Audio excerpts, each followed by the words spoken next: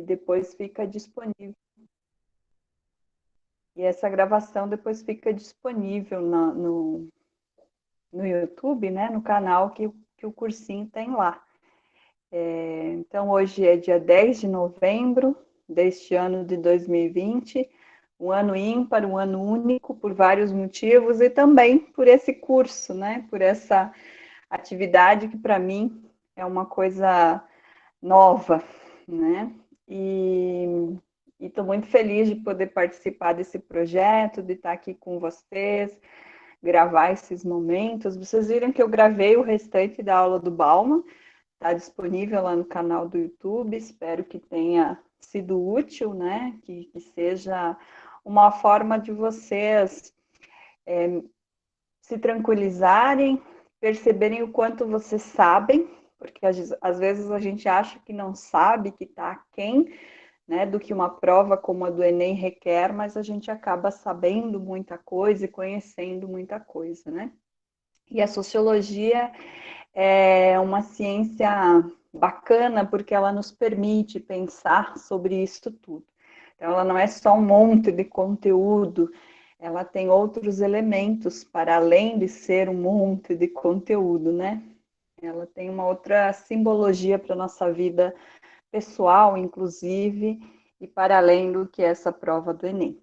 Então, eu preparei aqui hoje um pouquinho do que eu pesquisei, e também não deve ser novidade para vocês que estão mais a par da prova do Enem do que eu, propriamente dito, quais os conteúdos mais frequentes na prova de sociologia, e a partir desses conteúdos, separei algumas questões para a gente analisar, e respondendo junto, e eu fazendo os comentários. Mais uma vez eu vou dizer, não é nada muito além do que vocês encontrariam na internet, porém, né, com a explicação, com a observação, que eu acho que é fundamental para a gente compreender o que tem nas entrelinhas, né, das questões, dos conteúdos, enfim, das temáticas que são abordadas pela sociologia.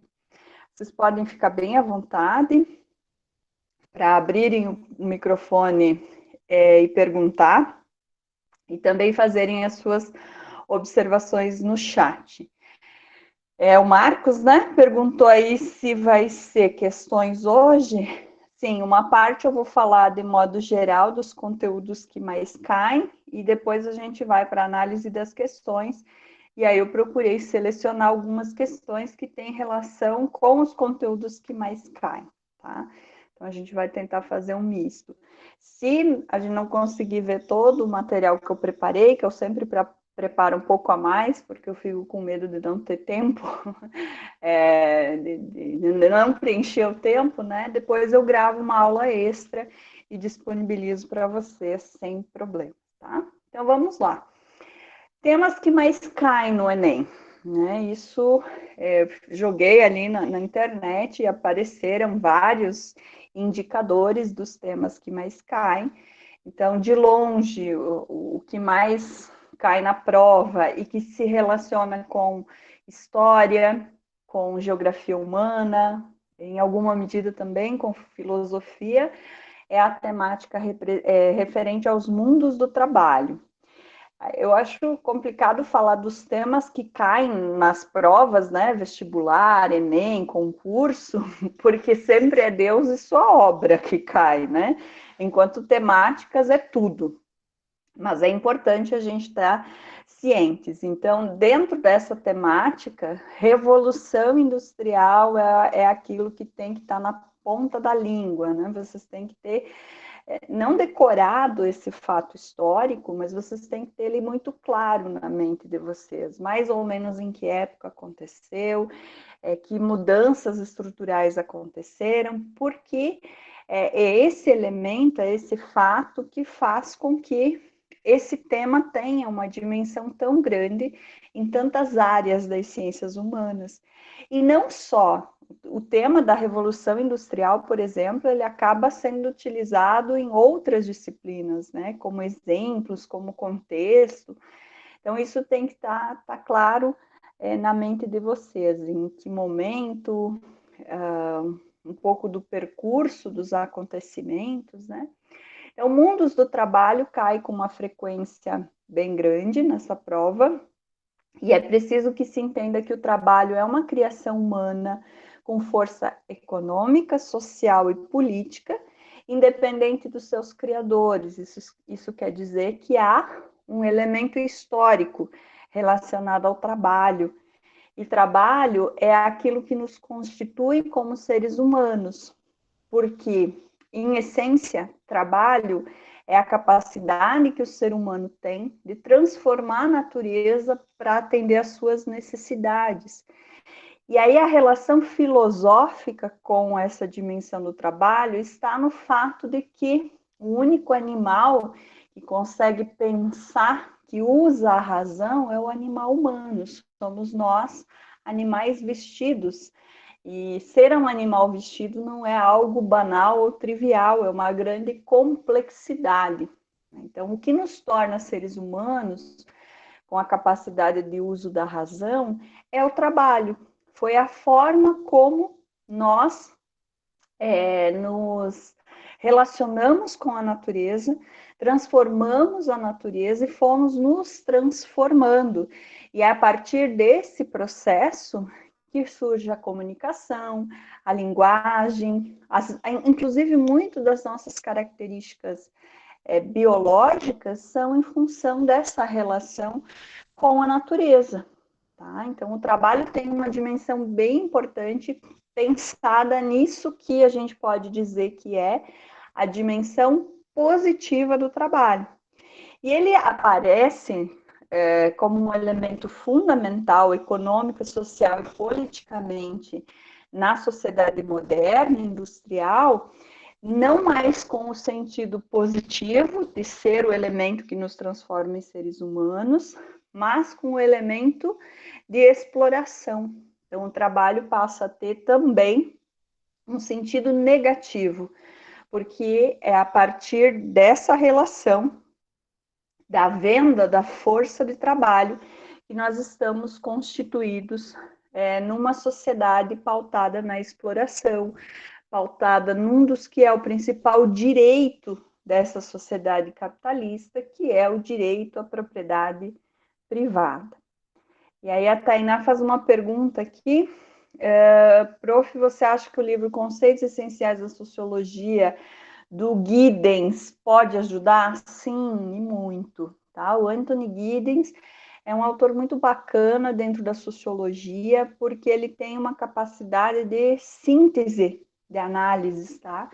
E ele também tem um didatismo, né? Ele é muito bom de ler, porque ele é bastante didático ao explicar os fenômenos sociais. Então, sim, Giddens é uma boa referência para vocês entenderem a sociologia e para ser uma referência nesse momento que vocês estão. Acho que ele é um autor bem apropriado para esse momento, tá? Porque ele aborda as questões de trabalho, ele aborda as questões políticas, as questões sociais, ele faz uma análise muito bacana da modernidade, né? Inclusive tem um livro dele que chama As Consequências da Modernidade. Então, sim, Tainá, foi a Tainá que perguntou, né? Ajuda bastante, tá? Uma leitura bacana para vocês fazerem nesse momento. Então, voltando aqui à questão dos mundos do trabalho. Então, para o estudo da sociedade, entender os meios de produção e o impacto desses meios de produção para as relações de trabalho é importante. Aí vem a Revolução Industrial e todas as consequências desse processo que a gente vive até os dias de hoje, né? Faz parte da nossa vida, nascemos nesse contexto marcado pelo processo industrial, por um meio de produção da vida que se dá de forma industrializada.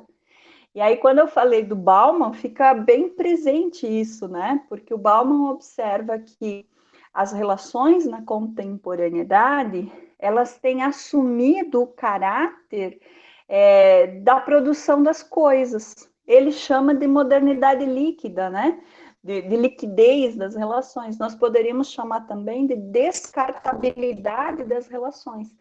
Então, o meio de produção, ele influencia né? E, em última instância, eu diria até que ele determina as características culturais, políticas, sociais do que a gente vive, né? Então, ter uma noção, né, disso tudo é fundamental, para que vocês possam aí ter aquilo que a prova do Enem requer, que é uma capacidade reflexiva, né, uma capacidade de análise de um contexto, de uma condição. E aí eu tive olhando também as provas dos últimos 3 anos, porque eu fiquei preocupada com o viés que a prova pudesse ter tomado. Eu lembro que a gente comentou no primeiro encontro, e talvez a Vitória tenha comentado com vocês, que teve sim alguma alteração no viés da prova, né?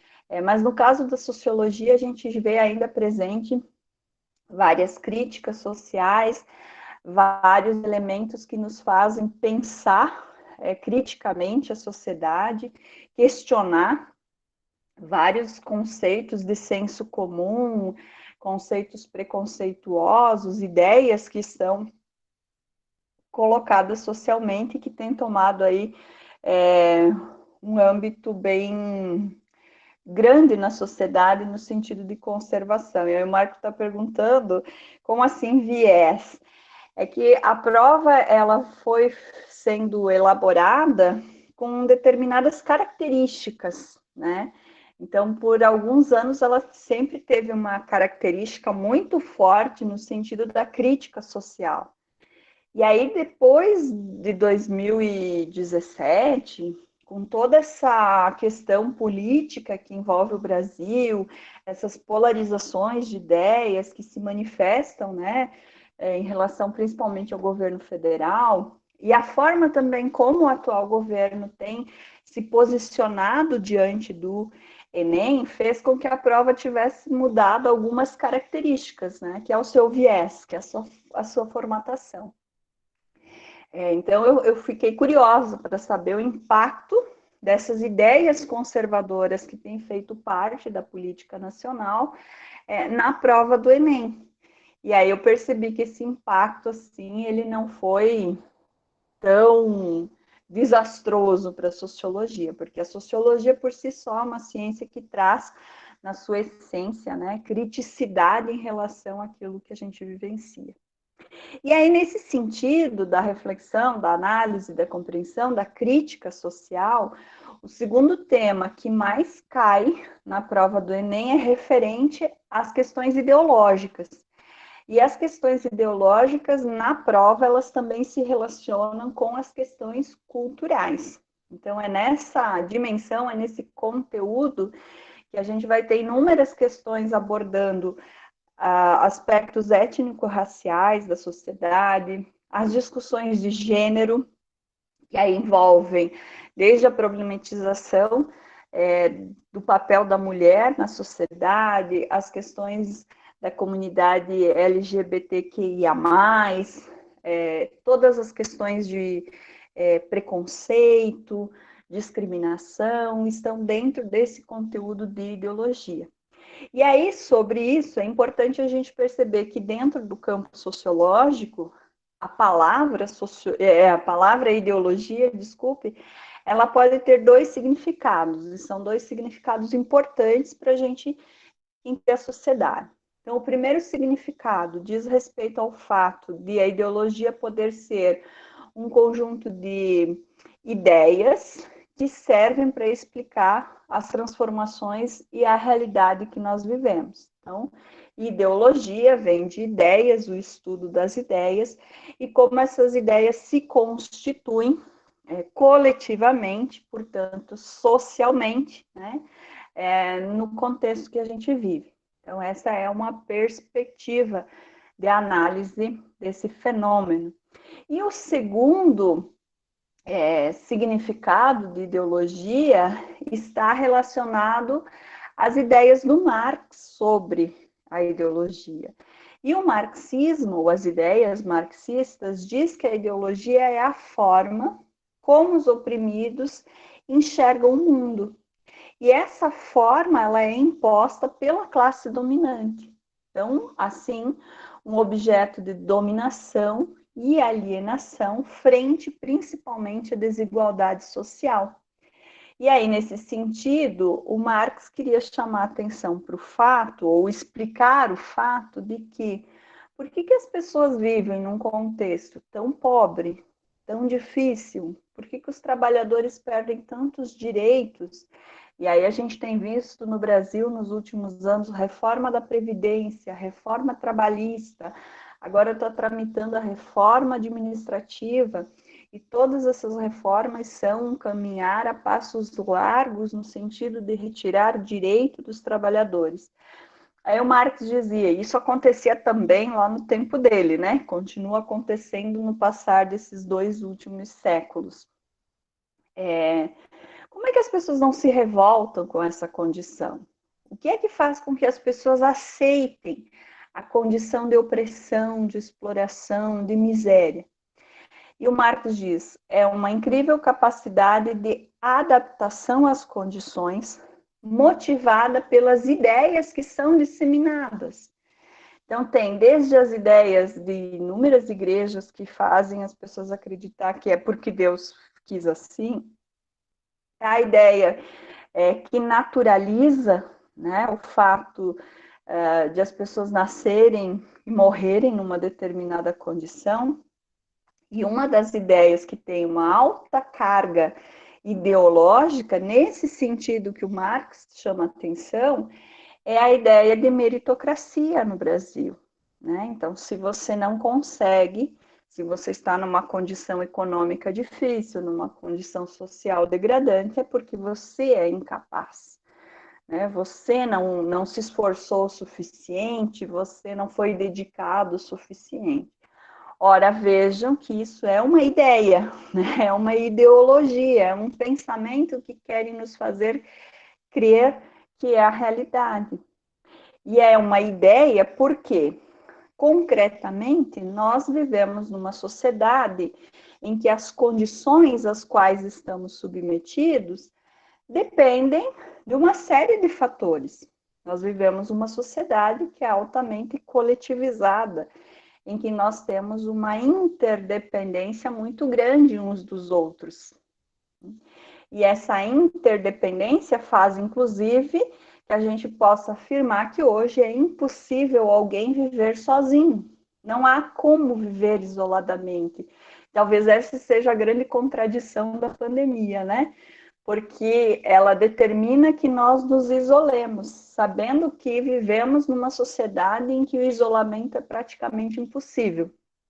Claro que o isolamento sanitário tem uma outra dimensão, né? E ele é possível, mas ele pode nos causar um prejuízo muito grande em termos psicológicos, porque nós somos seres sociais. Então, acho que a grande questão da pandemia, para mim, foi esse choque. Como assim? Vai isolar o ser humano? Mas nós somos essencialmente dependentes uns dos outros. Bom, se a gente se der conta dessa interdependência, do quanto a gente precisa uns dos outros e do quanto é importante que os outros sejam diferentes de mim, a gente certamente teria uma outra compreensão das relações sociais. Mas, ao invés disso, querem nos fazer crer que somos autossuficientes, né? Querem nos fazer crer que a gente dá conta sozinhos da nossa vida. Ao nos fazer crer nisso, fundamenta-se a ideia da meritocracia. Então, os problemas sociais, eles são coletivos, são problemas sociais, que dizem respeito às condições construídas coletivamente. Mas a culpa e a resolução desses problemas, ela é individualizada. Quer ver um exemplo? Socialmente, não se tem emprego para todo mundo, principalmente para os jovens. No entanto, se você não consegue um emprego, a incapacidade é sua. Ou vamos pegar um outro exemplo. Não há vagas, é delicado dar esse exemplo para vocês, mas enfim, realistas, né? Não há vagas para todos os jovens que terminarem o ensino médio nas universidades e nas instituições públicas federais. Não há vaga para todo mundo. Matematicamente, a gente sabe que uma imensa gama, né, um imenso número de jovens que terminam o ensino médio não terão vagas. Então, eles solucionam isso através da seleção. Aí não tem vaga para todo mundo, esse é o dado social. Se você não passar, a culpa é sua, a incapacidade é sua. Então, vejo que aí há uma contradição, né? Há um elemento importante para a gente problematizar e pensar na condição que está colocada socialmente. E essa regra, ou que talvez o Durkheim chamaria essa fórmula, né, de analisar aquilo que é construído como condição coletiva e que se transforma num problema individual, ela se aplica ao emprego, à educação, à moradia, à saúde, né, a todas as dimensões da nossa vida. E aí o Marcos pergunta aqui no chat, mas, prof, não existem pessoas que gostam de ficar sozinhas? Sim, de fato, a gente pode viver praticamente um longo tempo do nosso dia sozinhos, né? No quarto, trancado num espaço, trancado em casa. Agora, essa dimensão de interdependência, de interrelação com as outras pessoas, ela não se dá necessariamente em estar presente com as pessoas. Então, por exemplo, para que eu pudesse estar aqui com vocês de modo virtual, eu precisei de muitas pessoas. Aquelas que fizeram o meu celular, as que extraíram a matéria-prima, os cientistas que pensaram, os programadores dos aplicativos que eu estou usando, o pessoal que fez o fone de ouvido. Eu estou me relacionando com essas pessoas através de uma coisa, através de uma mercadoria. Então, para que eu pudesse estar aqui agora, alimentada, vestida, né? Eu precisei de outras pessoas, porque eu não tenho condição de fazer tudo o que eu preciso para estar aqui. Então, por mais que eu tenha passado o dia todo sozinha aqui nesse ambiente que eu estou, tudo que está ao meu redor, poucas coisas eu que consegui fazer, né? Mas o restante tudo, o livro, o caderno, a caneta, tudo que está aqui, outras pessoas fizeram para que eu pudesse usar. Então, a interdependência, a nossa interrelação e o sentido coletivo da nossa vida está nessa dimensão, não propriamente em estar em contato, né, com as pessoas, mas você precisar das pessoas no âmbito do trabalho, né, que é o conteúdo que eu comentei antes, tá? E aí o Marcos também comenta, meritocracia já quer dizer mérito seu, exatamente. Então, essa é uma ideia que tem sido muito recorrente nos dias de hoje, né? Porque nós estamos num contexto de uma crise econômica bastante delicada e estrutural, mundialmente, né? Não é à toa que os norte-americanos, os Estados Unidos estão num certo desespero em função da sua economia estar aí sofrendo alguns abalos, e com essa crise do sistema, com essa crise econômica, vem junto muitos problemas sociais. E o Estado, por ser um Estado que se pauta numa concepção de ser mínimo, né, o Estado neoliberal, que o Estado deve intervir minimamente nos quesitos de segurança e deixar para o livre mercado as questões de saúde, educação, enfim, tudo que você imaginar, e isso gera muitos problemas. Como é que você vai justificar? Daí vem a ideia de ideologia, como é que você vai justificar que o cidadão não tem acesso à saúde, que o cidadão não tem acesso à educação, que ele está pagando aluguel. Como é que tu justifica isso tudo, que a vida das pessoas está uma bosta? Dizendo que, bom, a culpa é sua. Quando, na verdade, a culpa, claro, é também do indivíduo, né? Mas a culpa é de um Estado que não se preocupa com o bem comum, com a coletividade, enfim. Nós estamos no Brasil com um Estado, não é só um presidente, tá? Um Estado, ou seja, uma estrutura toda de governança que vai da esfera federal, estadual e municipal, que não dá conta e que não se preocupa com o bem comum, que está com sérios problemas. Bom, aí são apresentadas duas soluções. A privatização disso, como se as empresas fossem salvar o mundo, e muitas delas não se salvam a si próprias diante das crises. E o outro viés ideológico, né? A outra dimensão ideológica disso tudo é a culpabilização individual. Tá? E o Marcos comenta, a meritocracia, por um lado, é entendível, porque você tem que lutar pelo que você quer, mas por outro, ela não é tão boa. De fato, né? Claro que cada um precisa ter aí a sua parcela de dedicação. Do céu não está caindo nem mais chuva aqui na nossa região, né? Então, é evidente que individualmente nós também precisamos fazer aquilo que cabe ao indivíduo. Mas é preciso saber que aquilo que eu posso fazer tem relação e depende das condições que são colocadas.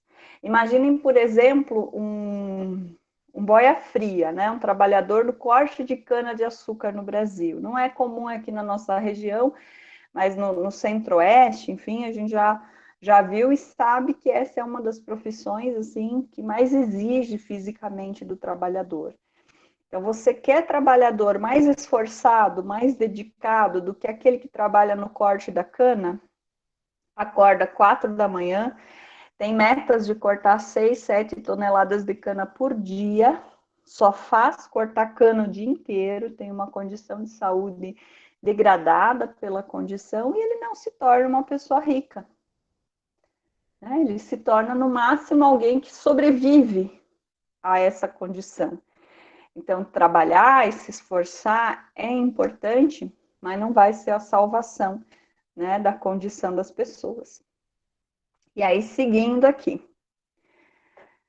Exato, vamos pensar, aí o João menciona, né, nas pessoas que trabalham nos frigoríficos, e essa é uma realidade. Obrigada, João, por dar um exemplo bem próximo, né, da nossa condição. Todos nós temos um...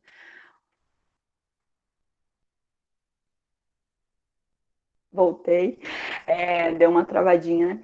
Todos nós temos um parente, um conhecido, um familiar que trabalha nos frigoríficos, e temos pessoas que a gente conhece que trabalharam por 20, 30 anos numa determinada função e que o que eles conseguiram ter dignamente, honradamente, uma casa, um meio de transporte, ninguém se tornou milionário, né?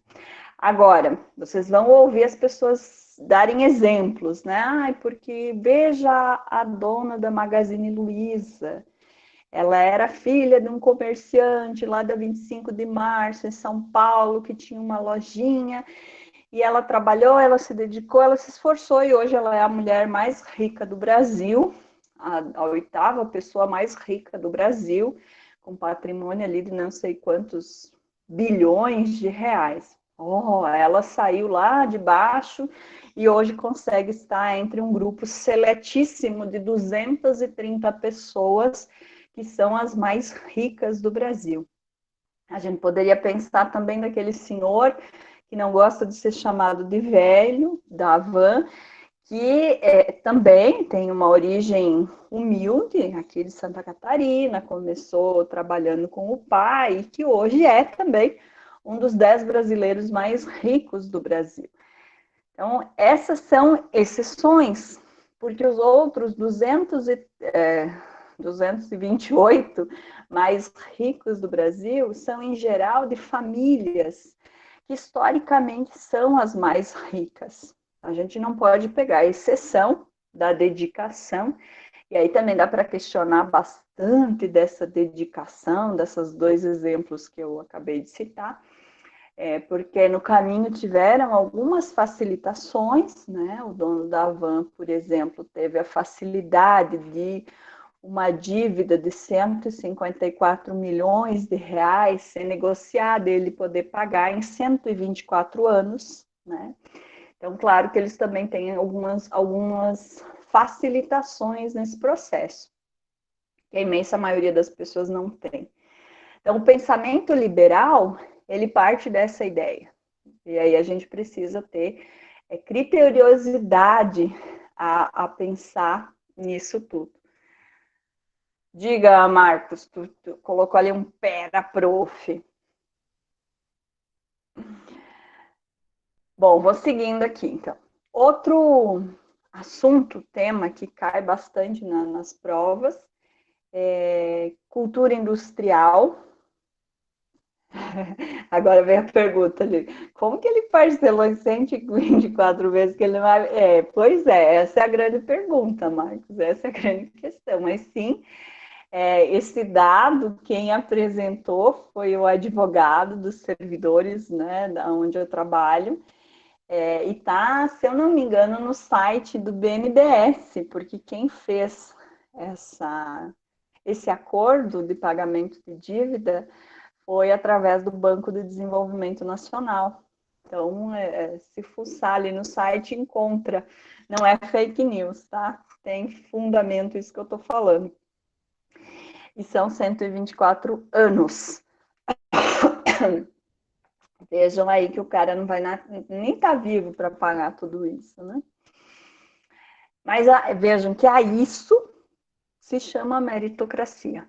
Então, é esse o grande cuidado que a gente precisa ter e um olhar crítico sobre isso. Outro tema que cai com bastante recorrência nas provas do Enem é sobre cultura e indústria cultural. E aí, nesse sentido, há sempre aquela polarização entre a cultura erudita, vista como mais resistente ao tempo, aquela cultura considerada clássica, e não raro considerada referência, né? Então, porque ela está mais próxima daqueles que têm melhores condições sociais, ela acaba sendo a referência do que é cultura. Mas cultura não se limita ao eruditismo da forma como ela se expressa, tá? Nós temos também a cultura popular, que ela é mais dinâmica, né? Que ela tem aí uma vivacidade mais intensa. Por quê? Cultura é a nossa capacidade, a nossa identidade coletiva. É o modo como coletivamente nós agimos, pensamos e sentimos. Então, a cultura ela está presente no nosso modo de vida coletivo, como comemos, como nos vestimos, como dançamos, como nos expressamos, na nossa linguagem, em tudo. Então, todas as pessoas possuem uma cultura que é fruto do seu tempo, da sua condição, das suas relações estabelecidas. Quando o século XX trouxe a cultura de massas, poucos produtores passaram a divulgar produções artísticas a milhões de pessoas. Então, vejam que também no quesito cultural, a gente tem uma interferência muito grande e muito forte do processo de industrialização, daquilo que é o nosso modo coletivo de ser, agir e pensar. Deixa eu ver o que tem aqui nos comentários, né? Outro exemplo desses é o Lula, que se tornou presidente, feito só até a 4ª série, né? Pensando na questão da meritocracia e também dá para pensar na questão de expressão popular. Deixa eu ver, no livro de Walter Benjamin, a obra de sua reprodutibilidade técnica explica de forma mais aprofundada a questão da massa, né? Acho que seria interessante se conseguissem ler esse texto, né? O Walter Benjamin traz muitas contribuições dentro da sociologia contemporânea para pensar essa questão cultural e mais do que isso, né, a dimensão de massificação da cultura e o que ela significou. E aí a Tainá está nos colocando ali uma frase do Bauman: a própria cultura se tornou um produto de departamento, né? Ou seja, uma mercadoria. E aí o pai dessa ideia, né, de industrialização da cultura é o Theodor Adorno, um dos integrantes da escola de Frankfurt, que procura problematizar essa questão na sociedade moderna. E aí é ele quem vai nos indicar que a cultura de massa ela busca padronizar o que as pessoas devem consumir. E eu diria mais que a cultura de massas, ou que a indústria cultural, ela acaba padronizando não só o que a gente consome, mas também o que a gente pensa, o que a gente sente e o que a gente vive. E aí a gente pode dizer que estamos num contexto histórico em que tudo virou mercadoria, até a arte. E aí hoje, pensando nas redes sociais, né, o nosso pensamento se tornou uma mercadoria, né, o nosso comportamento se tornou uma mercadoria. Isso eu comentei com vocês quando nós falamos do Bauman, né? Como a indústria da informação e da comunicação intensificou esse processo de mercantilização da vida até as nossas expressões, os nossos olhares, né, o tempo que a gente fica nas redes sociais. E aí, a escola de Frankfurt é uma escola fundamental para a gente conhecer, não só para a prova do Enem, mas para compreender o mundo que a gente vive. E o Adorno é um desses expoentes, junto com o Walter Benjamin, que é o mais jovenzinho, digamos assim, da escola de Frankfurt. E aí o Marcos está perguntando, como assim industrialização da cultura? Então, veja, cultura é a nossa forma coletiva de ser, agir e pensar. Então, nós vamos construindo nos coletivos os nossos costumes, os nossos hábitos, as nossas tradições, a forma como artisticamente expressamos o cotidiano, pela música, pela dança. Né? Então, você pega, vamos pensar na tradição gaúcha, né? No tradicionalismo gaúcho, você tem um conjunto de elementos em torno dessa cultura, dessa expressão cultural, que coloca em voga, né, que coloca para as pessoas como esse grupo, como esse espaço se relaciona com a natureza, com os animais. Então, nas músicas são cantadas essas histórias, esse cotidiano, nas roupas, na alimentação, você vê a expressão de uma coletividade, que no caso do Brasil é de uma região. Aí, o que a indústria cultural faz? Né? Vocês podem observar que tem aí alguns grupos, entre aspas, gaúchos, os tchê bobagem, que fazem sucesso no Brasil todo. Não que isso seja ruim, as pessoas podem gostar de música gaúcha, a gente pode gostar do carimbó, a gente pode gostar de músicas de outras regiões. Mas percebam que há um processo de comercialização. Eu pego o exemplo da música que talvez seja o mais perceptível, né? No sentido... Então, aquilo que é a expressão cultural de uma região, ela passa a ser comercializada, ela passa a ser consumida em todas as regiões. E aí, na música em específico, tem até técnicas, né, de como transformar a música palatível, não, né, auditível, agradar a todos os públicos, em todas as regiões. E aí você vê que tem vários grupos aí, os Tchê Coisa, que tocam em todas as regiões. Veja, não é um problema, mas é preciso pensar que isso só se tornou possível porque o elemento cultural se torna uma mercadoria. Outro exemplo é o funk.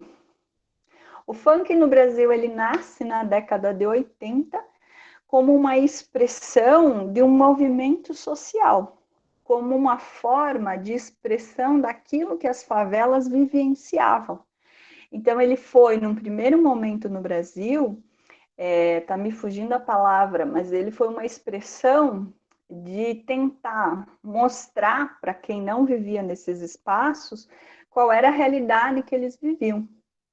Bom, como é que você vai deixar a música ser crítica?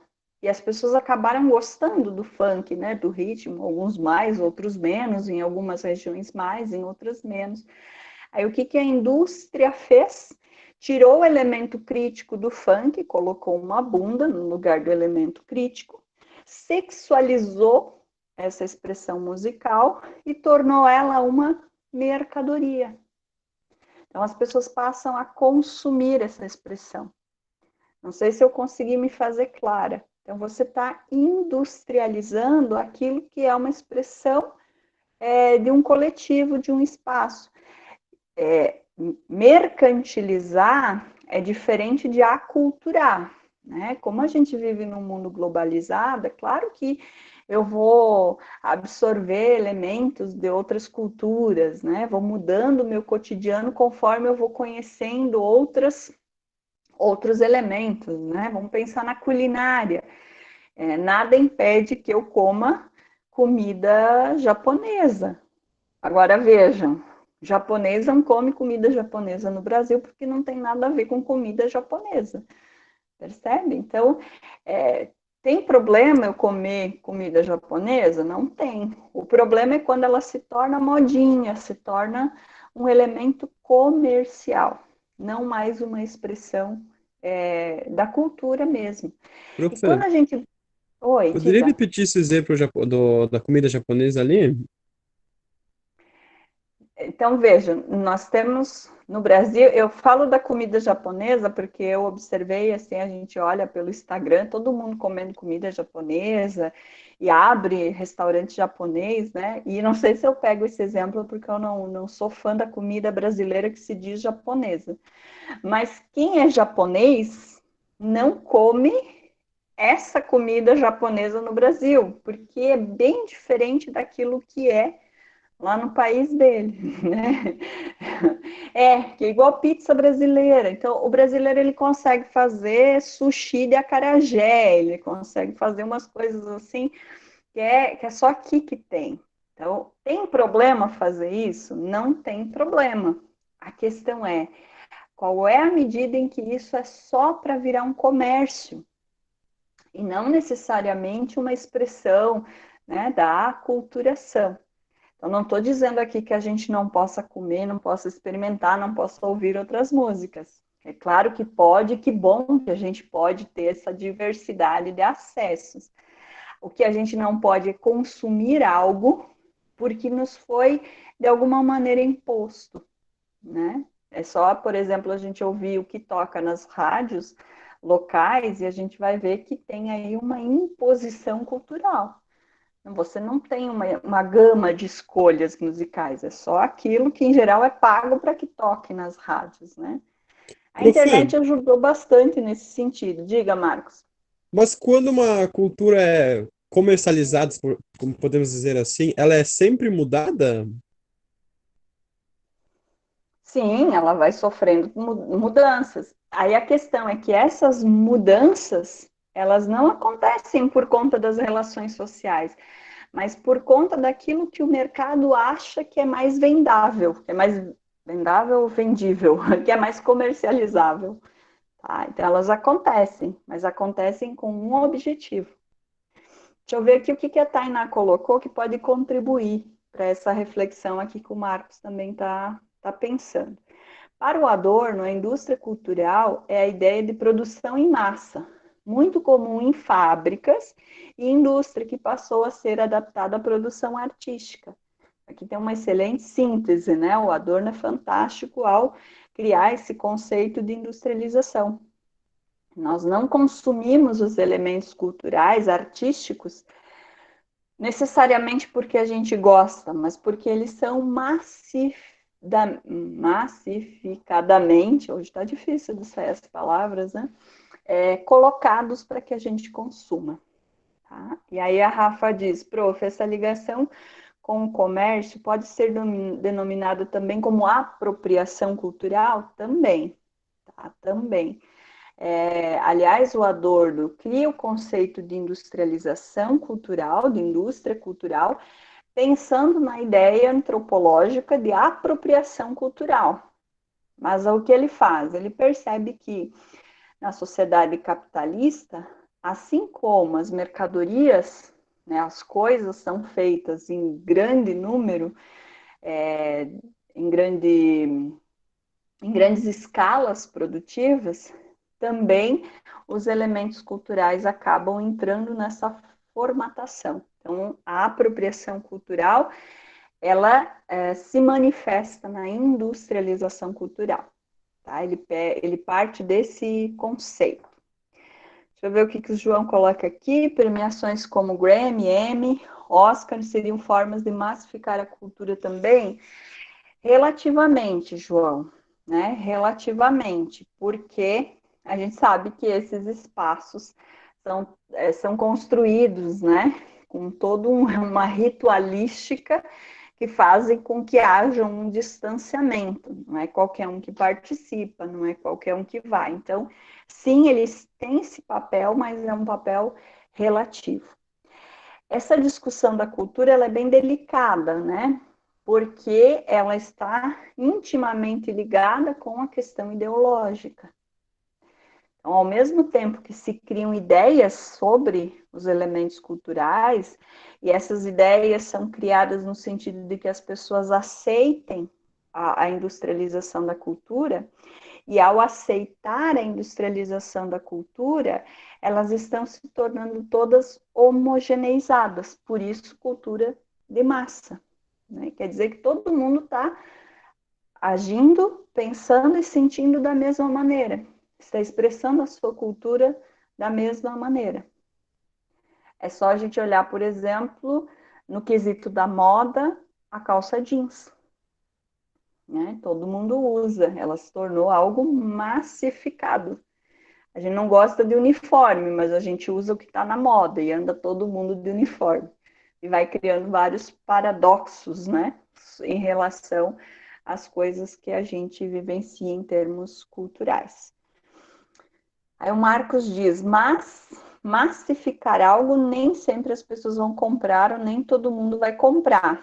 Justamente porque nem todo mundo vai comprar, nem todo mundo vai querer, é que os meios de comunicação de massa agem de forma tão intensa sobre nós. É por isso que a televisão tem uma influência muito forte na nossa vida, e ainda mais hoje a internet através das redes sociais. E no caso das redes sociais, essa intensificação da propaganda, que tem como objetivo último nos induzir a comprar determinada coisa, que mesmo que a gente nem goste, que a gente nem queira, e pior, que a gente nem precise, as redes sociais tornaram essa capacidade ainda mais minuciosa. Tanto é que o meu Facebook tem propagandas exclusivas para o meu perfil. O Facebook do João tem propagandas específicas para ele. O da Rafa tem propaganda específica para ela. Porque esses meios de comunicação conseguiram, através dos algoritmos, né, de todo um avanço tecnológico, criar perfis de cada um de nós, a partir das coisas que a gente curte, dos comentários que a gente faz, né, de como a gente interage nas redes sociais. Então, eles sabem qual é a nossa capacidade econômica, mas mais do que isso, como nós pensamos, o que estamos sentindo, e a partir disso eles nos bombardeiam com propagandas. E é por conta disso, né? Por conta de que nem todo mundo quer comprar, nem todo mundo gosta da mesma coisa. Mas às vezes aquilo fica tantas vezes martelando na nossa frente que a gente acaba gostando. Então, os meios de comunicação de massa, eles têm uma influência muito grande nesse processo da industrialização cultural. Então, a Tainá coloca ali, nós não possuímos muita liberdade em questão de compra. Primeiro que nós somos condicionados a comprar o que tem, né? Segundo que nós tendemos sim a comprar aquilo que é propagandeado para a gente. Por isso que quanto mais tempo nós ficarmos nas redes sociais, melhor para as redes sociais. Aliás, falando dos brasileiros mais ricos, o terceiro brasileiro mais rico do Brasil, Eduardo Saveras, dono da Facebook Brasil, que significa apenas 5% do que é o Facebook mundial. O Mark Zuckerberg, dono do Facebook, até março tinha fortuna estimada em 100 bilhões de dólares. Só durante a pandemia, essa fortuna dele foi acrescida em 30 bilhões de dólares. Por que ele é tão rico? Se ele dá o Facebook para a gente usar. Porque o Facebook, não só o Instagram, o Twitter, as várias redes que a gente utiliza, captam nossas informações, se usam do nosso tempo e disponibilizam, vendendo, seja o espaço da propaganda, seja os dados sobre nós, para grandes empresas e grandes conglomerados que vão nos bombardear de propagandas, de modo que a gente passe a consumir coisas que a gente nem imaginava que iria consumir. Né? E associado a isso tem a questão da produção industrial propriamente dita, tá? Que faz com que as mercadorias tenham uma obsolescência programada, né? Então você compra um celular e você sabe que ele não vai durar mais que 5 anos, por mais que você cuide, por mais que você seja assim, tenha posto ele numa proteção super, ele não vai durar mais que 5 anos. Aí isso a gente chama de obsolescência programada. As coisas são feitas para estragar em um determinado tempo, de tal modo que ao estragar você vai comprar outro. E há uma outra forma de obsolescência das mercadorias, que é a obsolescência programada e fugiu a palavra, produzida. Eu acho que é produzida, se esse não é o termo correto, mas é aquela que é feito pelas relações sociais. Então, num ano a gente tem a moda dos sapatos de bico fino, que é uma aberração dos pés, né? Um sapato que as mulheres acabam usando, e os homens também, já vi muitos, com bico fino. Outro ano a moda é um bico largo, né? Ou o salto do sapato. Vocês devem ter assistido, aliás, fica como dica se não viram, mas acho que já devem ter visto, é um documentáriozinho chamado A História das Coisas. É bem bacaninha para pensar a questão ambiental, a questão da produção e isso tudo que eu estou falando. Então, nós somos levados a esse consumo, né? Por isso que a nossa liberdade ela é bem limitada nesse processo. E a Tainá comenta, imagina o dono da Amazon, o quanto ele não ganha. Ele ganhou só durante os 3 primeiros meses de pandemia o equivalente ao PIB da Bolívia. Eu não sei qual é o PIB da Bolívia, mas o que eu quero dizer, desculpe a falta de dados, tá? Mas o que eu quero dizer é que o que uma pessoa enriqueceu é equivalente à riqueza de toda uma nação, de todo um país.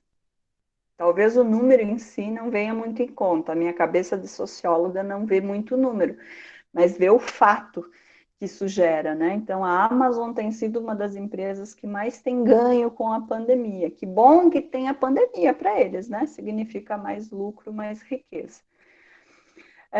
Ironia da minha parte, tá? Daí o Marcos está dizendo, prof, mas você sabia que o dono do Face é mesmo do Whats, e com o Whats ele não ganha nada? Não ganha nada que a gente sabe. Ele ganha o que para um sociólogo é ouro, as informações de todo mundo. O meu sonho era trabalhar nessas redes, porque eu iria saber sobre tudo. Ele ganha com isso, porque informação no mundo que a gente vive é dinheiro. Imagina só o que esses caras não interceptam. As nossas conversinhas, assim, as bobajaiadazinhas que a gente conversa com os amigos, nude, essas coisas aí, eu acho que para eles nem interessa. Vocês imaginem que hoje o WhatsApp é a maior rede de comunicação do mundo. Então, o cara, olha, quando não há uma cobrança pelo produto, quem usa a ferramenta é o produto. Tá? Então, ele ganha, Marcos, e tenha certeza que ele ganha muito, muito, muito, porque ele conhece, ele sabe, né? Tudo o que as pessoas estão pensando, estão vivenciando, estão sentindo, e eles cruzam essas informações e eles geram milhares de dados com todo o perfil populacional do mundo. É muita coisa isso. Né? O Adorno, ele já se revirou 389 vezes e meia no caixão diante do que se tornou a indústria cultural. Né? E se hoje ele chegasse aqui, ele iria dizer, gente, eu avisei, como é que vocês deixaram isso acontecer? Eu avisei quando a televisão estava fazendo isso. E a internet, ela conseguiu sextuplicar, né, tudo isso que era o potencial que a televisão fazia, né, em termos de dominação. E aí, deixa eu ver o que o João comentou.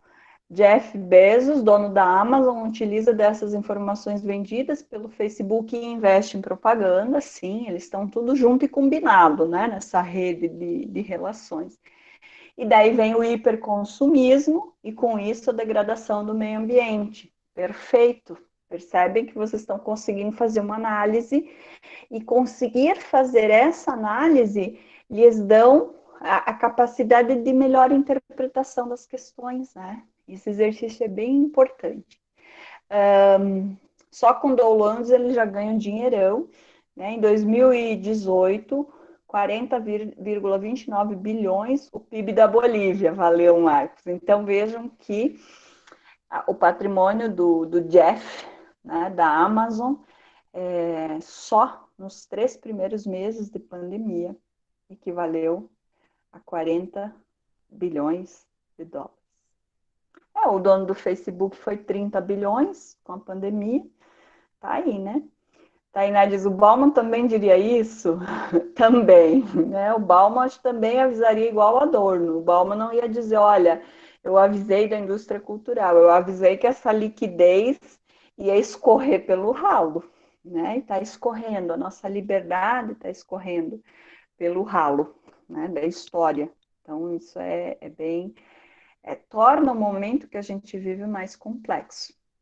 E o João diz o seguinte, hoje em dia, por exemplo, não existe joguinho no App Store que não tenha uma propaganda, seja da própria empresa ou de terceiro. Sim, as redes sociais se alimentam disso. Aliás, falando do WhatsApp, em 2017, lançaram uma conversa, né, de que passaria a ser cobrado o serviço do WhatsApp. Essa conversa foi jogada justamente para sentir o clima. E aí, ao sentir, né, o clima colocado, eles perceberam que eles perderiam muito dinheiro se eles passassem a cobrar. Por mais que cobrassem algo insignificante, vamos supor, né? Que imagine todas as ligações que são feitas por WhatsApp e que se as pessoas cobrassem, sei lá, 2 centavos por ligação, já daria uma fortuna. E aí a empresa percebeu que melhor seria deixar gratuito. E aí nós somos, para usar, obrigados a aceitar as condições que a gente nunca lê e que não tem como negar. Isso que é o mais interessante. Eles colocam lá o termo de aceite, não tem muito como negar. Então, por quê? Porque é uma empresa privada, é uma indústria de comunicação. Olha o Adorno aí, né? Que genial. Até mesmo os nossos laços com a sociedade, sim. E aí mercantilizam, né, Tainá, os nossos sentimentos, os nossos laços, o nosso pensamento. Tudo isso vira uma mercadoria. Triste, né?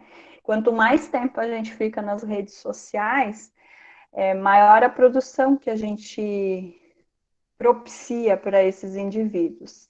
Tá? Não estou dizendo com isso que a gente não deva usar as redes sociais. Não vamos voltar à história da humanidade.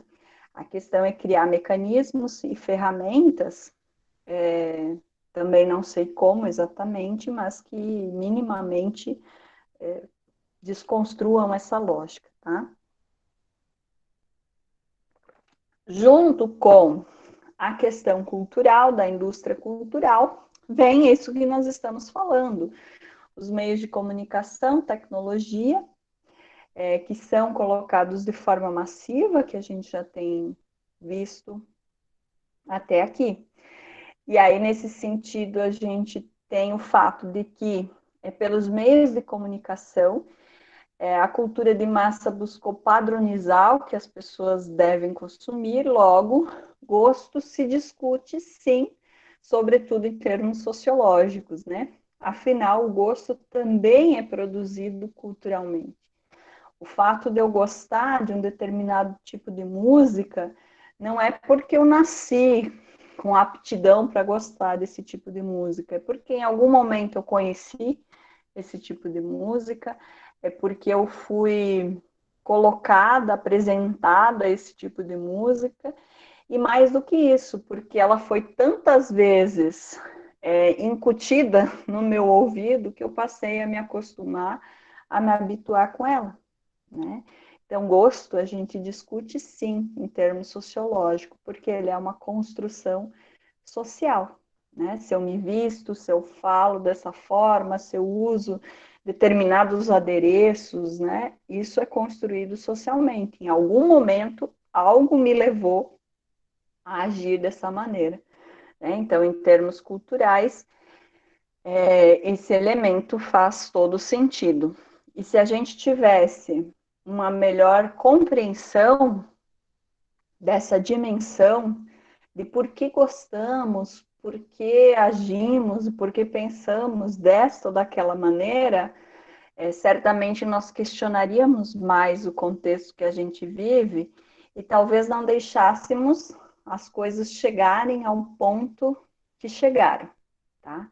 E aí, nesse aspecto, eu gosto sempre de dar dicas de leitura. Eu não sei se as pessoas gostam de ler, eu gosto, eu leio muito. Mas pensando nessa problematização sobre indústria cultural, cultura de massa, sobre tudo isso, talvez vocês já conheçam, 1984, é um livro do George Orwell. Deixa eu ver se eu consigo escrever aqui. Eu sou ruim de lembrar como escreve, agora não lembro se é com um ou dois Fs. E tem um outro. Aí alguém procura ali como escreve Fahrenheit. Agora, vocês que são mais espertos que eu nas palavras, procura aí no Google Fahrenheit 141, 151. Calma que eu procuro aqui também. Fahrenheit 451, achei.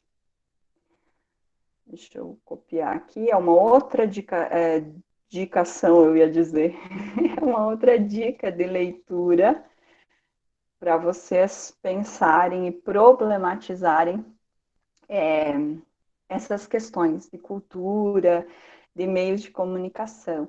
1984 é um livrinho pequenininho, eu acho que tem PDF na internet, gostosinho de ler, bem legal. Fahrenheit 451 tem PDF na internet, é fantástico, né? Vai dar vocabulário, é um livro bem escrito, né? Para vocês pensarem aí sobre as dimensões sociais.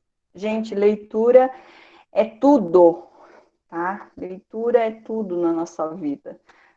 Se não fosse o fato de gostar de ler, não seria nada. Né? A leitura salva, então, se puderem, leiam bastante, que ajuda. E o João está dizendo que pesquisou o livro e adivinha o que apareceu? Amazon, né? E não é por nada que aparece como prioridade ali no site de busca. Alguém programou para que ela aparecesse ali e se tornasse uma referência no comércio de livros, inclusive. Mas vamos lá, jovens. O quinto conteúdo que também aparece com número expressivo na prova do Enem diz respeito à cidadania. Então, ali tem toda a dimensão política, né, da ciência política na prova do Enem. Então, a cidadania ela pode ser vista como uma construção coletiva, pois todos devem cumprir com seus deveres perante a sociedade para ter os seus direitos garantidos. E essa palavra, você já deve saber, vem do latim civitas e significa cidade. Ou seja, o indivíduo que pertence a determinada comunidade tem uma série de direitos e deveres. Então, a cidadania é o exercício pleno dos direitos em todos os espaços da vida social. E aí a gente tem, desde 1500, 1600, 1700, uma série de pensadores que problematizaram, que refletiram sobre isso. o que mais aparece na prova do Enem é um trio: John Locke, Thomas Hobbes e Jean-Jacques Rousseau, né? Então, aliás, o Rousseau tem um livrinho que é de leitura bacana para o estágio que vocês estão, de repente, no final de semana, assim, né? Que chama O Contrato Social, né? Então, esses são os autores clássicos que problematizaram todas essas ideias referentes a direitos, deveres, cidadania, estrutura de poder. Enfim, eles são o fundamento do pensamento político da sociedade capitalista, da sociedade industrial. Por quê? Há uma dimensão que sustenta esse sistema que a gente vive, que é a produção pela indústria, massificada e coletiva, não podemos esquecer disso. E há uma estrutura política que dá suporte a essa produção industrial, essa produção econômica. E essa estrutura política, ela se organiza principalmente a partir das ideias desses três autores. Não só eles, né? Você tem Maquiavel, você tem Montesquieu, né? Com o passar dos séculos, vários foram surgindo. Mas nas questões de sociologia, os que mais aparecem são Thomas Hobbes, o Locke e o Rousseau, tá? Poderíamos ter aqui mais vários encontros para falar de cada um deles e de toda essa dimensão. Mas vamos lá, tem algumas questões aqui que eu separei que podem nos ajudar a pensar sobre esses temas. E mais do que isso, pensar sobre como esses temas aparecem na prova, que eu acho que é o que é mais importante nessa altura do campeonato. Tá? Então, vamos avançar aqui, o nosso horário é até às 21, isso, né? Sou sempre meio perdida com o horário. Então, nós temos ainda 20 minutos para passar por algumas questões aqui que nos permitam ver esses temas que eu falei que caem com recorrência significativa na prova, nas questões. O Marcos pergunta quantas aulas de sociologia ainda? Nenhuma programada ainda. Hoje seria a terceira, né? Que nós tínhamos previstas três. A Vitória e o pessoal da organização do cursinho fez um trabalho bem bacana, que foi de ver as porcentagens, né? Quanto cai de português, quanto cai de matemática, quanto cai de sociologia, e fazer uma equivalência das disciplinas de acordo com a quantidade de questões em cada disciplina. E aí foi feitas as contas lá, todos os professores chorando, que todo mundo acha que precisa mais, né? E de fato precisa mais aulas, né? Mas sociologia ficou com 3. E aí eu fiz aquela extra para terminar com o Bauman, não, para terminar o Bauman, e teremos então 4 momentos gravados. E aí o pessoal tá aqui dizendo que pena, né? É uma pena, porque, bom, eu sou suspeita a falar, né? Queria mais aula de sociologia, mas eu acho que Marcos em janeiro não está previsto, já está fechado os calendários, pelo que eu observei, tá? Eu vou tentando me organizar e vejo a possibilidade de gravar algumas aulas extra. A Vitória comentou comigo que seria bacana uma aula sobre os intérpretes do Brasil, sobre a sociologia brasileira, que também é uma coisa que cai com certa recorrência na prova. Então, eu pensei em gravar, assim, uns 40 minutos, 1 hora de aula, para disponibilizar, e vocês vão assistindo conforme a possibilidade, tá? Para compensar os nossos poucos encontros. Mas que são valiosos e que espero que ajude bastante vocês na hora da prova,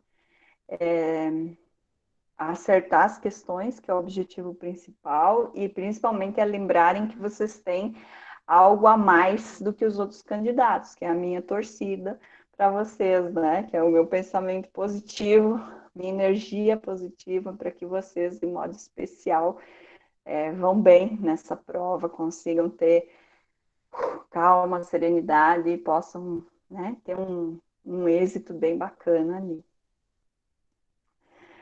O João é suspeito de falar, né?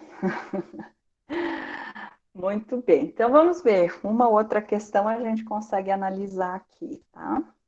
Então, uma das questões que apareceu no Enem lá em 2016 dizia o seguinte: quanto mais complicada se tornou a produção industrial, mais numerosos passaram a ser os elementos da indústria que exigiam garantia de fornecimento. 3 deles eram de importância fundamental: o trabalho, a terra e o dinheiro. Numa sociedade comercial, esse fornecimento só poderia ser organizado de uma forma, tornando-os disponíveis à compra. Agora eles tinham que ser organizados para a venda no mercado. Isso estava de acordo com a exigência de um sistema de mercado. Sabemos que em um sistema como esse, os lucros só podem ser assegurados se garante a autorregulação por meios de mercados competitivos e interdependentes. Quem escreve esse texto, que foi adaptado, é o Cal Polanyi, intitulado A Grande Transformação, e ele escreve isso lá em 2002. E aí a pergunta é a seguinte: a consequência do processo de transformação socioeconômica abordada no texto é a expansão das terras comunais. Falou de terra uma vezinha aqui, né? Então, já vai descartando. Limitação do mercado como meio de especulação. Consolidação da força de trabalho como mercadoria. Vejam que antes, quando eu falei com vocês sobre o trabalho, a industrialização, sobre ideologia, sobre os meios de comunicação de massa, sobre a industrialização da cultura, a palavra que mais foi mencionada foi mercadoria e transformação de tudo na nossa vida em mercadoria. Né? Então, vejo que quando a gente discute um tema, quando a gente faz uma reflexão sobre o tema, algumas palavras, alguns conceitos, eles vão pipocando, eles vão saltando. D, diminuição do comércio como efeito da industrialização. Nada que ver, né? Diz coisa com coisa. Adequação do dinheiro como elemento padrão das transações. Só falou de dinheiro aqui no momento, ele não perpassa todo o texto. Nesse sentido, então, a resposta correta é a consolidação da força de trabalho como mercadoria. Então, qual é a consequência do processo de transformação socioeconômica que é abordada no texto?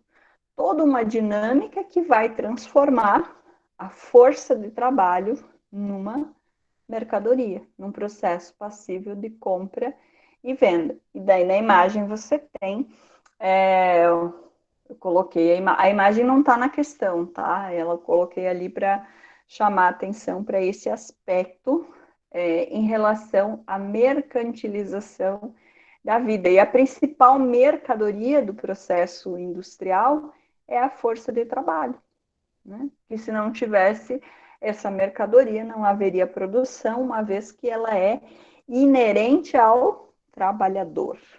Bom, por que as outras... Aliás, por que essa é a questão correta? Eu já expliquei um pouco, mas a gente sempre pode entender um pouco melhor com outras palavras.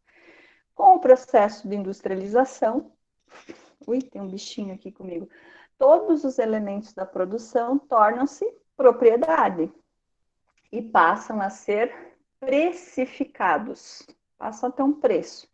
Então, da mesma forma, a força de trabalho passa a ser compreendida e ter um preço de acordo com as regras do mercado, consolidando-se em mercadoria.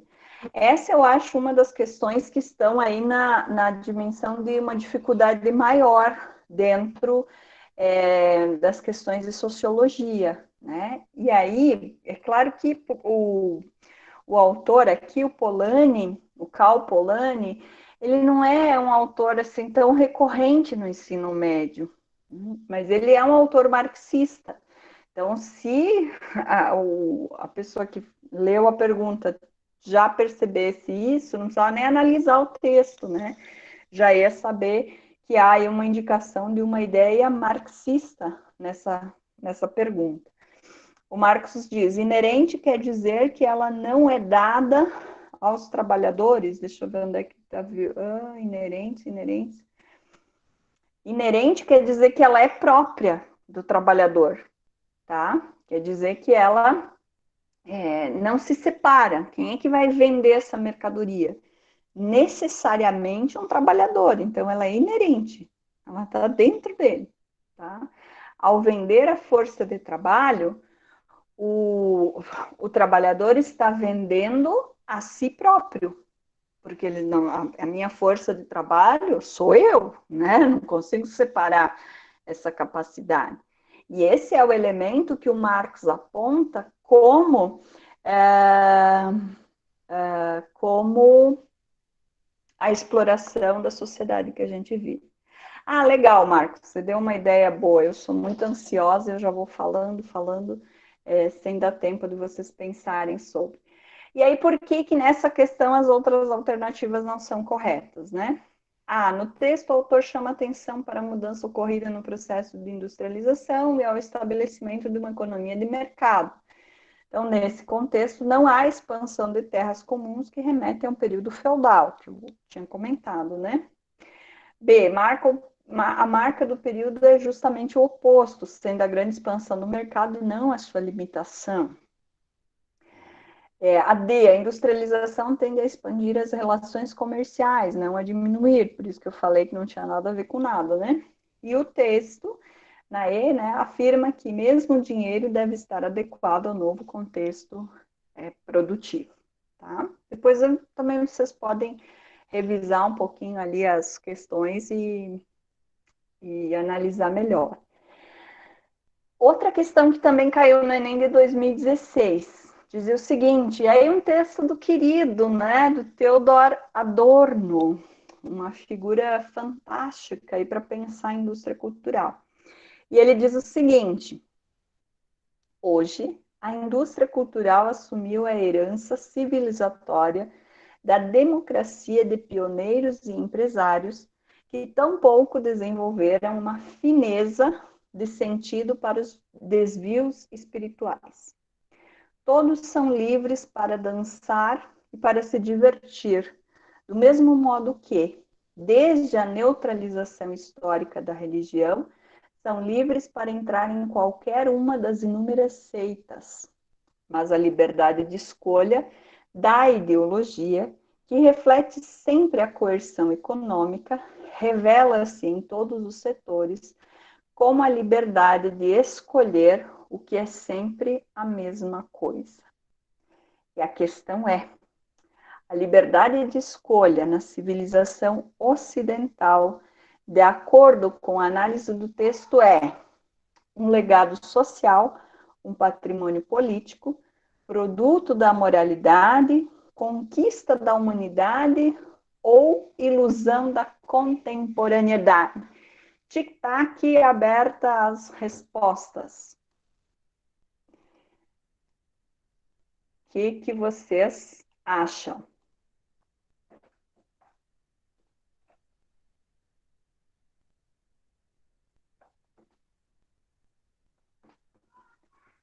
A liberdade de escolha da civilização ocidental, de acordo com o Adorno, o que seria?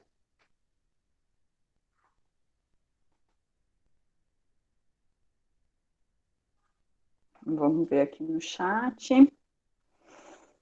O João coloca a letra E.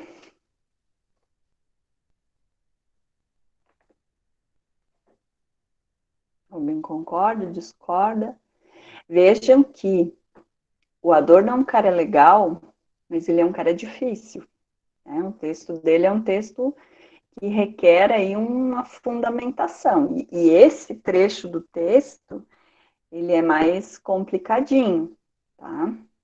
Então, uma coisa que eu percebi é que nas provas dos anos mais recentes, a prova de sociologia ela não perdeu o senso crítico, né? Ela não perdeu o senso crítico, mas ela se tornou um pouquinho mais complexa por conta, né, de como ela é construída. Tá? Eu acho que foi uma forma que quem faz a prova encontrou para colocar criticidade. Tem gente que nem entende o que está escrito aqui e não vai implicar com a prova, né? Bom, então aqui o João, a Tainá, o pessoal foi indicando a resposta letra E. Seria uma ilusão da contemporaneidade. Tchan, tchan, tchan, tchan, sim, é a letra E. Por quê? Então, para os autores, para o Adorno, né, os indivíduos têm suas vidas cooptadas pela indústria cultural. E isso afeta todo o modo de viver, desumaniza os indivíduos e os transforma em aparelhos para a manutenção do sistema. Então, essa coerção constante, lembra que eu falei das redes sociais, né? Tende a ser amenizada ou camuflada pela ilusão da liberdade. Olha ali a ideia de ideologia. Pela ideia de liberdade, que foi o que a Tainá tinha colocado justamente no chat antes. Olha que bacana, né? Vocês fizeram uma excelente análise da indústria cultural.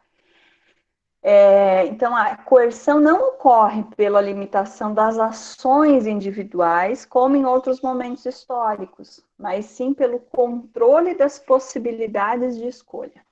Então, a nossa liberdade de escolha no contexto que a gente vive, que é a civilização ocidental, ela é delimitada ou ela acontece de acordo com uma ilusão, né, que é uma ilusão da contemporaneidade. Depois vocês vão olhar aqui por que não seria as outras, né? Por exemplo, um legado social. A liberdade de escolha não se apresenta como um legado social, né? Pois essa é uma apropriação de uma classe dominante. Então, essa classe inscreve dentro da sua ideologia as escolhas que devem ser realizadas, gerando uma falsa sensação de liberdade. Então, não é uma construção. Legado quer dizer uma construção social, não é fruto dessa construção. Tá? B, o que era B? Patrimônio político, né? A política se apresenta como um campo de disputa ideológico entre a ideologia dominante, hegemônica, e as ações que realiza fora, por uma força antagônica, que é a contra-hegemônica. Então, a liberdade de escolha pode estar condicionada nessa disputa, né? Não como um patrimônio, sim como um momento político. Tá? A C dizia produto da moralidade, né? Na sociologia, a ideia de moralidade, sempre que aparece a ideia de moralidade, vocês fiquem com o pé atrás, né? Não é um conceito que explique muita coisa dentro do campo da sociologia, porque ele parte de uma individualidade muito grande, né? O Marcos pergunta o que é hegemônica, que é dominante. A hegemonia quer dizer um pensamento, uma ideia que é dominante. Então, a própria moralidade, ali referente à questão, à alternativa C, assim como a liberdade, está condicionada à estrutura vigente por seu caráter cultural. A moral é uma construção pautada pelo hábito, pelos costumes, pela subjetividade de uma cultura em um tempo. Para os autores, a moral deve estar orientada pela liberdade, não o contrário. E a D, que era a conquista da humanidade. A humanidade se desenvolveu de forma a priorizar a atividade econômica. Com isso, a liberdade se encontra subordinada às relações econômicas. As escolhas realizadas pelos sujeitos estão restritas à sua capacidade de consumir. Olha que interessante, né? Eu acho importante pensar na ideia da liberdade no sistema capitalista, porque ela é incrível, né?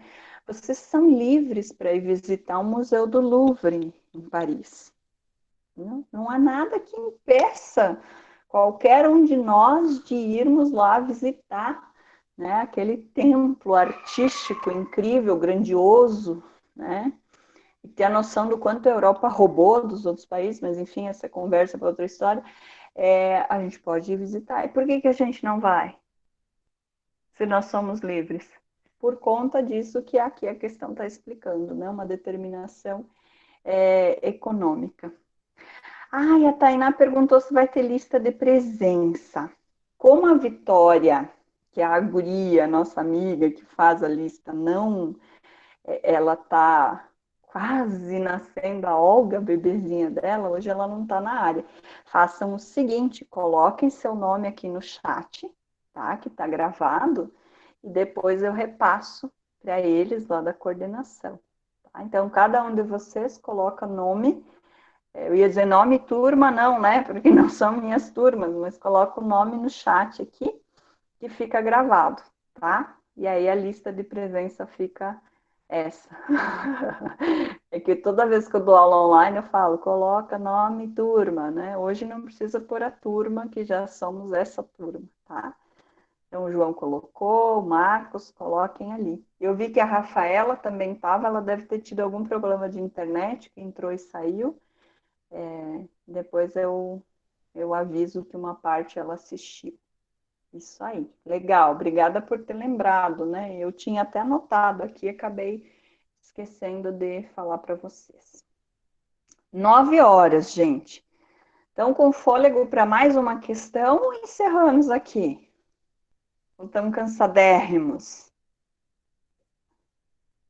Que tal?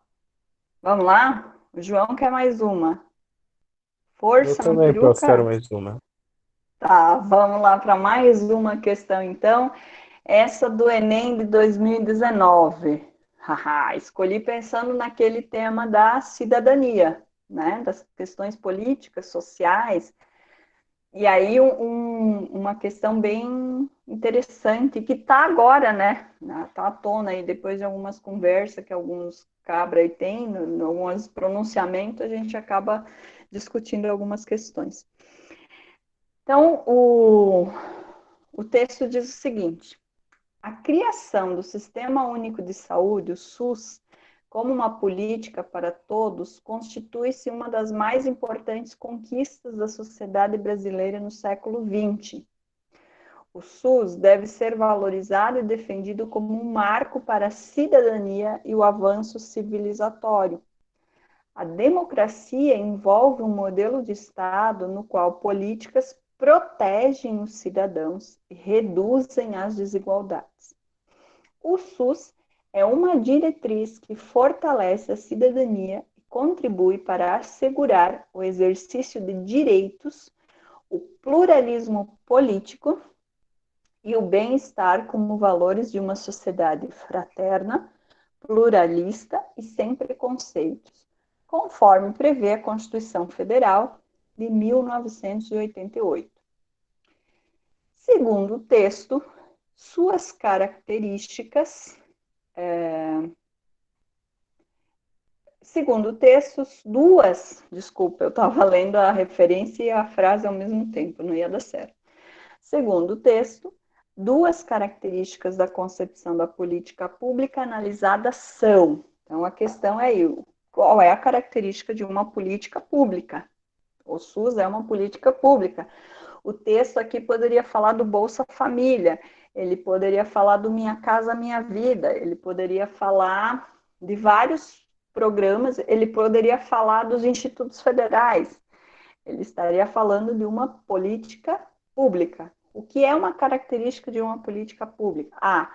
Paternalismo e filantropia. B. Liberalismo e meritocracia. C. Universalismo e igualitarismo. D. Nacionalismo e individualismo. E. Revolucionarismo e coparticipação. O João já fez a sua aposta, não é uma aposta, né? A sua indicação de resposta. A Tainá também.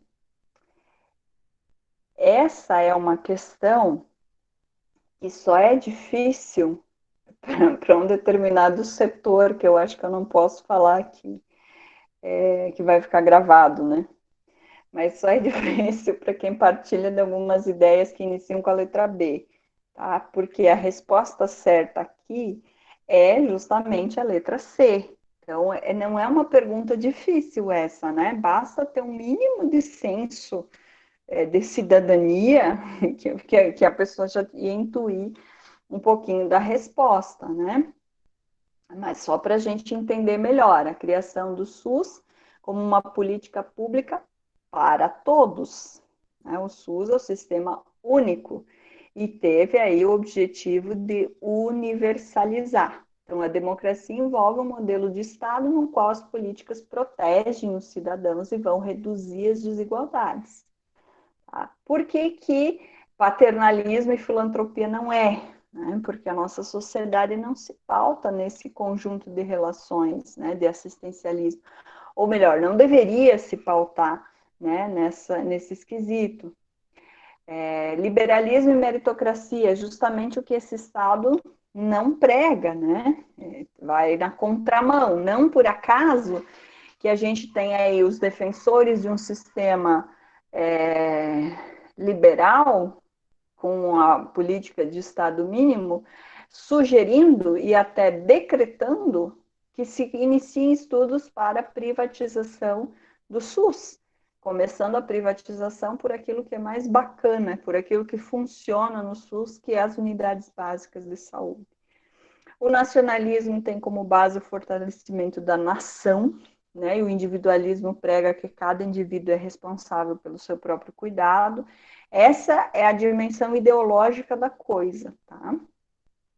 E o revolucionarismo prega uma mudança total da estrutura social e a coparticipação teria como característica a... Eu nem tinha lido essa B, né? Onde é que eu tô? Eu me perdi, já passei. E o prega uma mudança total das estruturas sociais e a coparticipação teria como característica a divisão da responsabilidade pelos encargos. Ficaram algumas outras questões mais que eu tenho preparadinha, eu vou gravar, né, elas para vocês para disponibilizar, já que o nosso tempo avançou. Mas antes de vocês saírem, guerreiros, estudantes, deixa eu só finalizar aqui que eu quero compartilhando com vocês uma poesia. Esse ano, quando eu lembro, né, nos espaços que eu trabalho com estudantes, eu tenho lido uma poesia para que a linguagem do mundo seja diferente, não tão dolorida como tem sido, né, no nosso cotidiano. E aí, para encerrar, gostaria de ler para vocês o poema de Antônio Cícero, que é intitulado Guardar. Guardar uma coisa não é escondê-la ou trancá-la. Em cofre não se guarda coisa alguma. Em cofre perde-se a coisa à vista.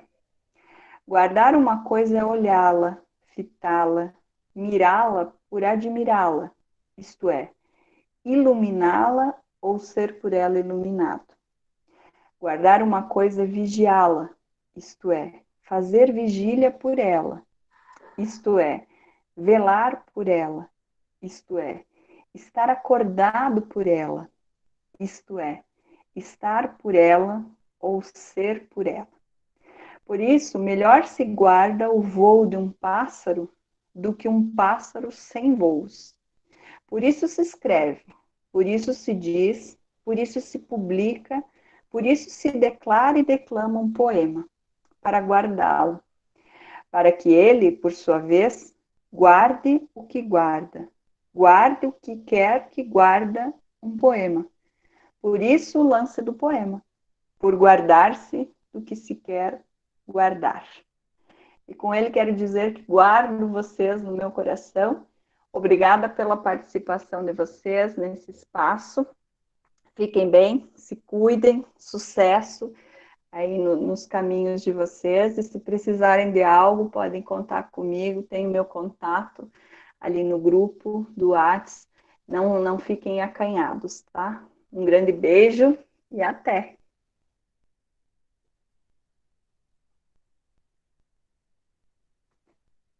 Fico feliz que vocês tenham gostado da aula. Que bom. Me dá ânimo para seguir. Se cuidem, tá? Um beijo. Obrigado pela aula, prof. Por todas elas. Ah, obrigada a vocês por estarem aqui junto.